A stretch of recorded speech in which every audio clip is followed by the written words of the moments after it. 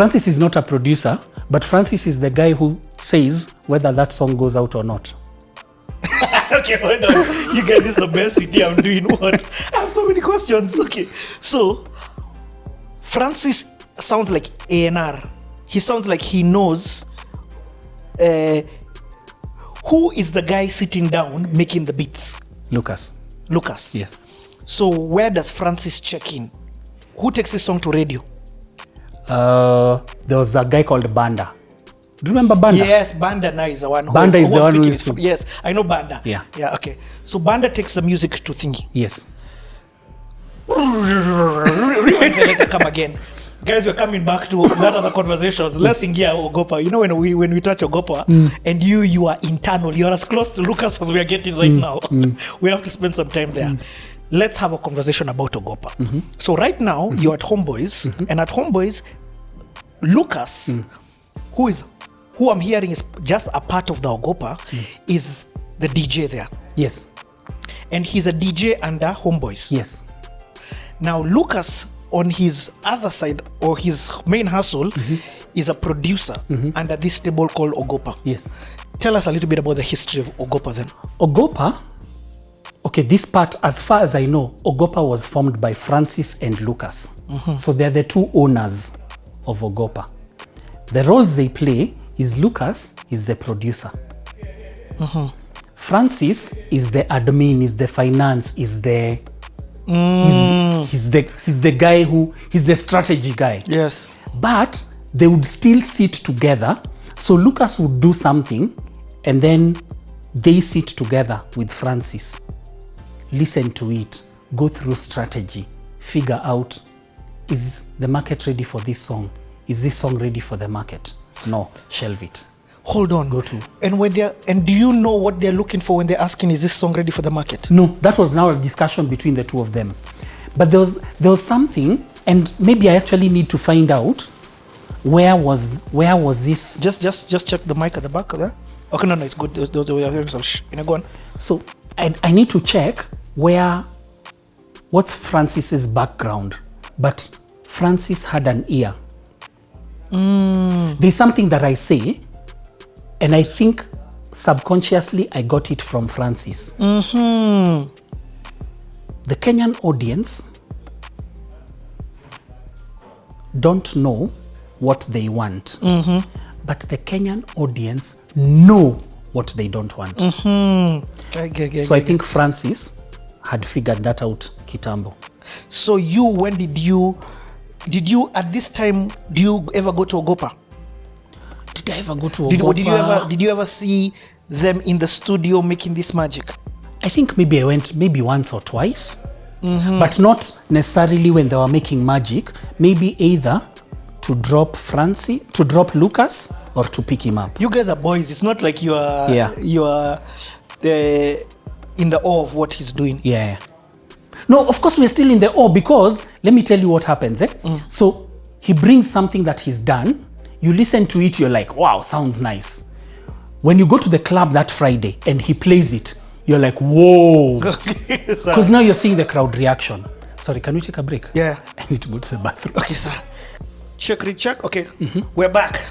So Fakii, this convo is a bit interesting.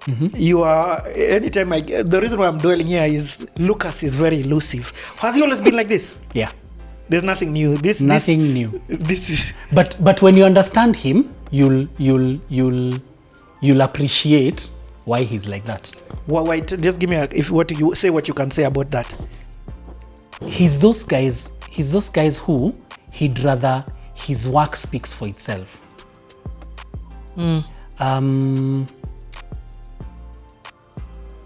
You've watched The Voice. Yes.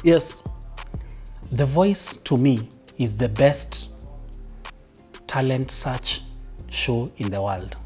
Simply because when you're on stage as a contestant, you're being judged purely by your voice. You know, in other shows, they start looking at how you look. Yes, you look. Yeah. But with The Voice, they don't see you until they press the button and turn around. Because by that time, your voice has spoken for you. I get it. So Lucas, for him, it's the same thing. His It's work. the same thing. It's the same thing. And I'll even tell you, as we progressed in our work relationship, how that. By the way, now he's a bit more free. He's a bit more free. But back then, people didn't even know. People didn't know. They'll be sitting here saying, talking about him, and he's just there. He's smiling. just there, yeah. People didn't know. Okay, just a bit more about this Ogopa era. Did you know a bit of their history about the formation of Ogopa? So what I knew was when, Lucas studied in Pakistan. And he was doing, there's something he did to do with, Lucas studied art in Pakistan. But there's, and he'll better tell you this story if you ever get him to sit on CTA. There's a lot, because even in our conversations today, he'll always refer to something he learned from his art time in Pakistan. And even his experience in movies and music from Pakistan, India, and all that. Whoa. So Lucas and Francis, I'm not so sure about the formation necessarily. Yeah, okay. It was just like when they came to be. But all I know is initially Lucas used to just do tracks on his computer, and then he would go to a studio within South B still. Now, Lucas lived in South B, Francis lived in South C. Later on, they built a studio in South B, and it's still there up to today. Yep. But before then, before they got the equipment, he used to do his recording and even vocals. They used to go to a studio in South B, the shopping center called Hills Media. Yep. Yeah, I'm sure someone has mentioned it. Very many guys. Yeah. So they started from there, and then now slowly they started buying equipment and built the studio. Okay. The Ogopa logo, that head, Yes. that's Lucas. When you meet Lucas and see his head, And you see the logo. That is so cool. Okay. So, the thing that got me interested very much in Ogopa, and now it became like a pastime for me. And this was probably 2001, 2002. Yani, when I learned this story, I almost went to Francis to salute. You know the story of Kiss 100 and Ogopa? No. Kolo said it randomly on the CTA, and it caught me off guard. I didn't know that had happened. So Francis is that strategy guy. Wow, I would tell guys this thing. So Francis hears of this new radio station that is coming up. And at that time, Kenyan music is struggling to get airplay. So he sees an opportunity. So I'm not so sure how the process went, but there is one guy that I have to give props, because he made this conversation between Ogopa and Kiss 100 very easy. Like, he facilitated, like even he could see, because he's a guy, he's a strategic thinker. He's someone who sees far. Roy Karuhize. It was Roy. Yes. I was Flaco's manager now. Yes. Roy is the one who facilitated that convoy. I thought you were going to say Shafi. No. Roy. Shafi was there later. But Roy Karuhize. Ay, Fakii, you're a gold CTA. The convoys you're telling us here. Okay, so, but still that's so visionary. Francis sees this opportunity that solves the Kenyan music problem. Yeah. But he also sees a way that will, Roy also sees how this will benefit Radio Africa. By that time, Radio Africa is just Kiss FM. Yes, and will give them an edge. Oh. Because at the time it was just Capital more or less that they were now entering to break into this. So what happens now? So an arrangement, they come to an arrangement whereby bring your music.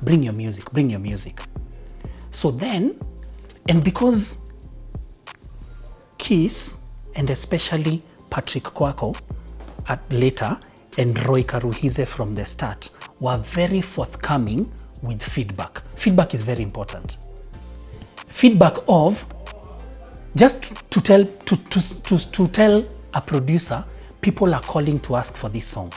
It's something that, and I give props to Jimmy Gathu, Muthoni Buika, Eve D'Souza, because even their days at Capitol, they would tell artists that, producers that. It's very important because it encourages them. It tells them what they are doing wrong. Because they would say, this song is the one that is being requested the most, more than this one.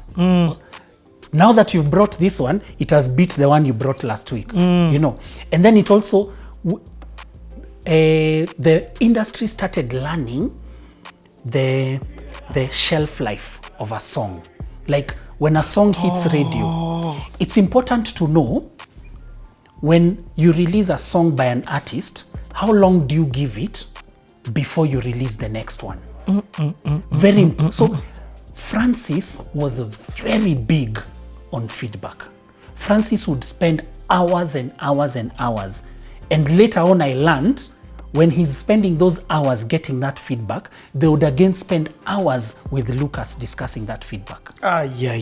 So when artists sit and tell you the way they would go to Ogopa and do a song, and it takes 9 months. It takes 9 months, there's a reason. Shindy was asking, kwani this a pregnancy? There's a reason, there's a process. And also what is making me understand is that Ogopa didn't fluke. Yes. It was calculated. It was very calculated. It was very calculated. Let me tell you, there are some things that I would hear Ogopa telling artists back then that are applying now. Such as? There was a time when Ogopa told artists, now that you're getting to this level, stop charging this amount of money that you're charging. Ask for this.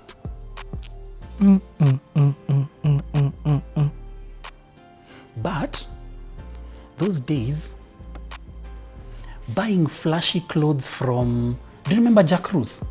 I don't even know. There's a guy called Jack Cruz. He eventually was the owner of whatever became of K2. Remember the guy who shot someone and went to jail? The club owner. No. He's called Jackson Kimani or Kamau. Jack Cruz. Anyway, there were two shops in town. There was Jack Cruz, his shop at where TSC is in town. What's that? Nini Plaza, something Plaza. He had a shop there. Very flashy clothes. The clothes that you'd see in the Source, Vibe magazines, in the music videos, they were there. Then there was another shop just outside 20th Century. Yes, the one outside 20th. Yep. Yes. So I was going to say 20th. So artists used to spend a lot of money there. And then of course, and you can't really blame them because guys were coming into this new money. Now, let me give you a scenario. So an artist would charge 30K for a gig. But Lucas and Francis were telling them, charge 100K. They will pay, the client will pay. But at that time, people were like, if I ask for too much, I won't get the gig. Yep. So let me ask for 30K. Bro, I kid you not. If we as an industry had listened, I think even Ted Josiah had that same thinking. Yes, he did.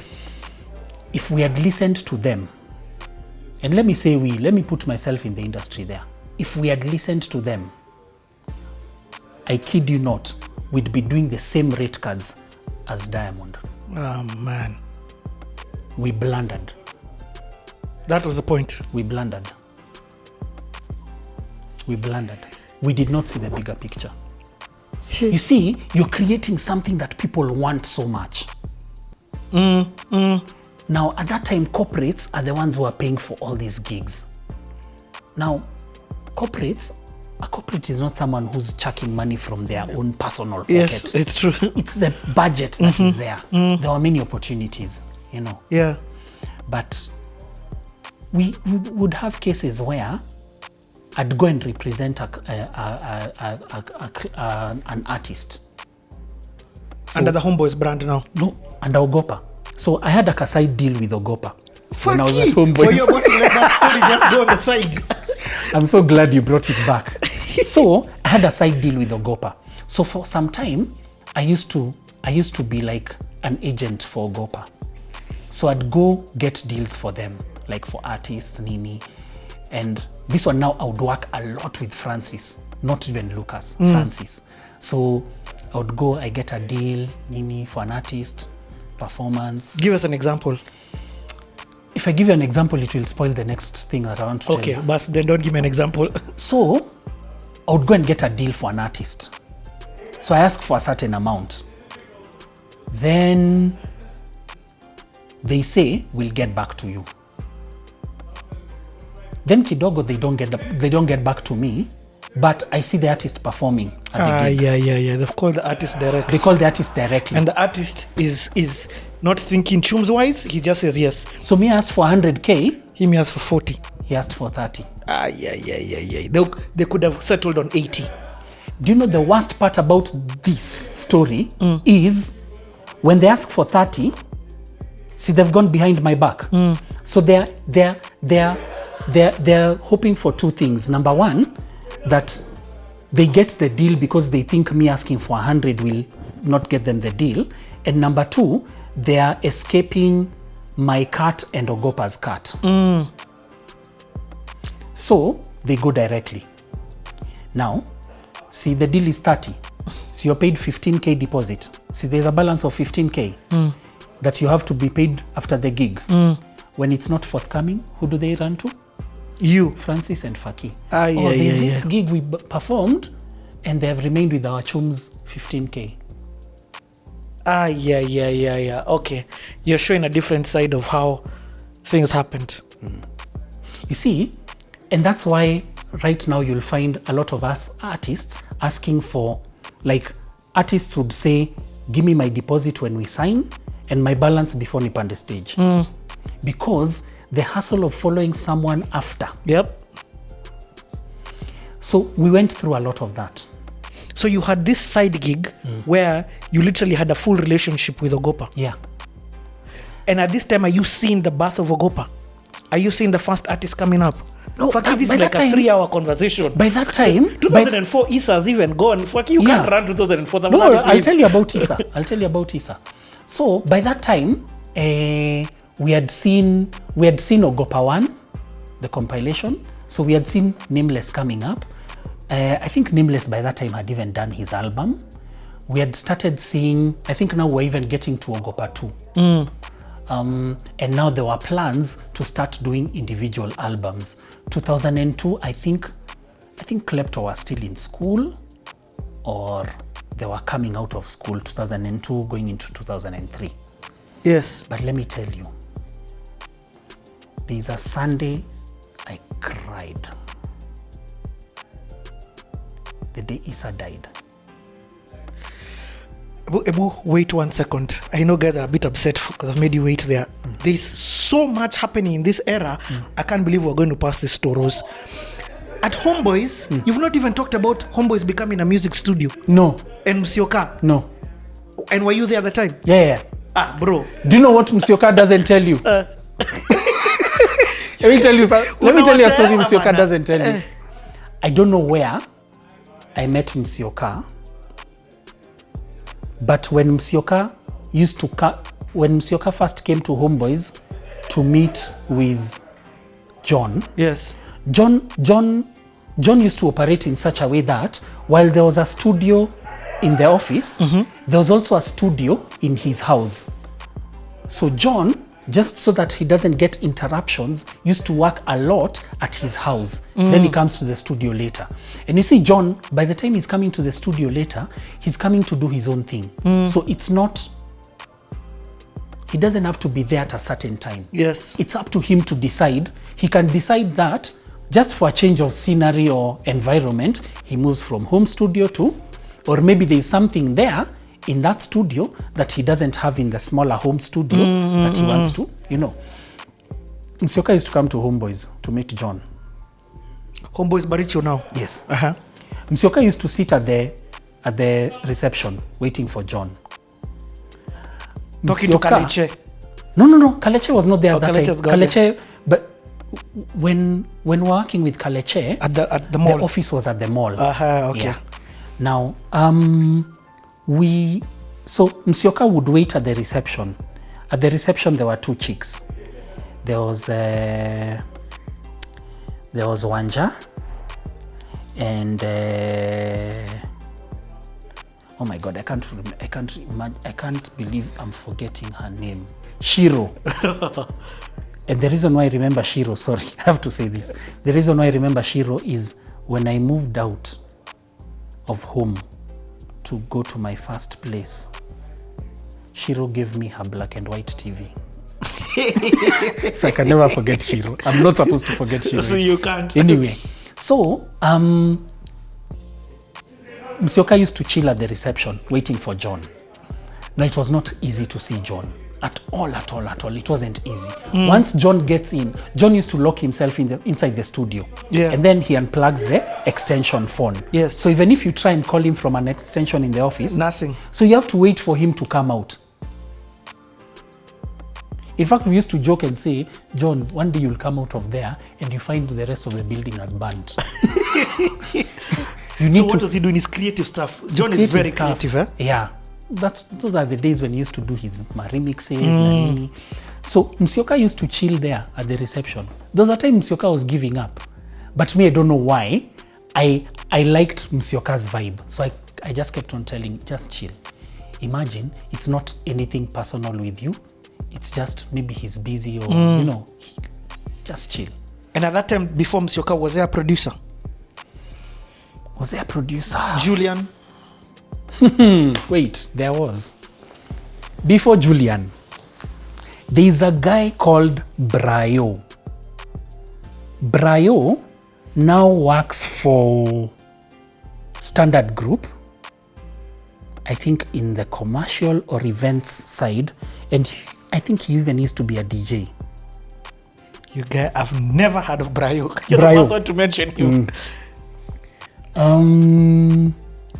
So I think it was just Brayo. And then, yeah. Now, there were two studios in Homeboys at that time. I remember Mike had even given them interesting names. One was called the oven, the other one was called the fridge. Yeah. Yes. So John used to operate out of the big one. Yes, John used to operate out of the big one. And John, what he had done was there was the mega mixing desk there. And then John had his decks on this other side. So John would do remixes, throw them onto the mixer there, does things with them, brings them back, you know. Yes. John had this whole process. In fact, there was a show that John used to do on Tuesdays called Beats Per Minute, the one I told you about. On Tuesday, John used to come into the office early, but by that time he's already done his two remixes. Then John, imagine that show was less than 1 hour on radio, 8 p.m. to 9 p.m. Remember, there was news, there was weather update, there's adverts, there's talking in between. So there used to be 2 sets of like about 20 minutes each. Yep. And John used to go to the station, and he was there with Eve D'Souza for that 1 hour. Now, so within that 1 hour, whatever is playing is on for like 40 minutes. Yep. But John would spend the whole week before and then the whole day on Tuesday. John used to leave the studio on Tuesday to go to Capital FM. What? My point here is, look at how much time John used to spend Yes, for that 40 minutes. for that 40 minutes. A whole day, literally.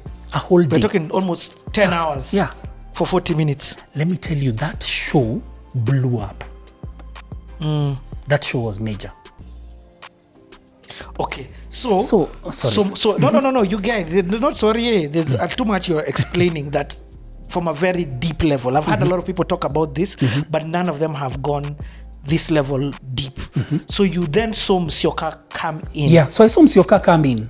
And you saw Homeboys become the Homeboys name, because Homeboys was known for DJing. Yes. That means you were there when Homeboys started getting known for music. Yes. Oh.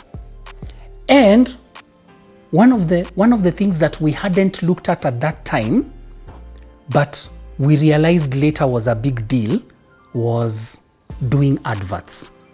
I'm sure even Julian, when he talked to you about Bruce Odhiambo, he talked about the way the studio was largely Adverts, yes. Adverts.